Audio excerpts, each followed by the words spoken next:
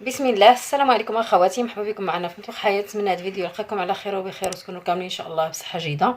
اليوم غنشارك معكم تويقره ديال الشطون النشوبه، كتجي رائعه وخفيفه دغيا كتوجد وكتجي لذيذه. هنا عندي مطيشه محكوكه كتعملوا على حسب الاسره ديالكم. هنا عندي واحد المعلقه ديال مركز الطماطم، قزبر ومعدنوس، واحد ريس الثومه، فلفله حمراء، شويه د الكمون، الهريسه اختياريه، وريقه سيدنا موسى، واحد شويه ديال زيت الزيتون. نرد هاد المكونات يتشحروا مزيان، عاد نضيف الحوت عليه. بالنسبه للحوت راني شرملته من قبل حيت ما كنتش نصور فيديو، جا على غفله.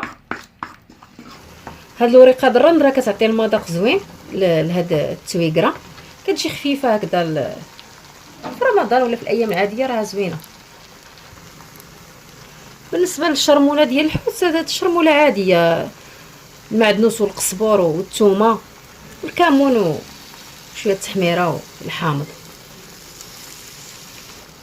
وضروري من الملح. راه عندي شرموله فيها الملحه وراني ضفت شويه د الملحه في هذا لاصوص هذا.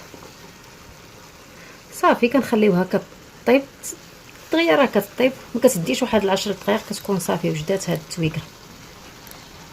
كنضيف عليه واحد شويه ديال الحامض مصير، واحد رشيشه ديال الزعتر كتعطي واحد المذاق غزال لهاد التويقره. غنضيفوا شويه الزيتون اللي متوفر عندكم.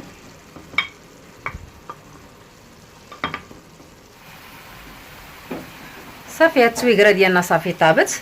هانتوما كتشوفوا كيفاش كتجي، راه كتجي رائعه وزوينه ومعلكه. هذا هو الشكل النهائي ديال التويقره، كتوجد دغيا، جربوها بدون تردد، كتجي زوينه بزاف. الى عجبكم الفيديو ما تنساوش تشجعونا باللايكات ديالكم وتبارطاجيو مع الاصدقاء، والى فيديو قادم ان شاء الله.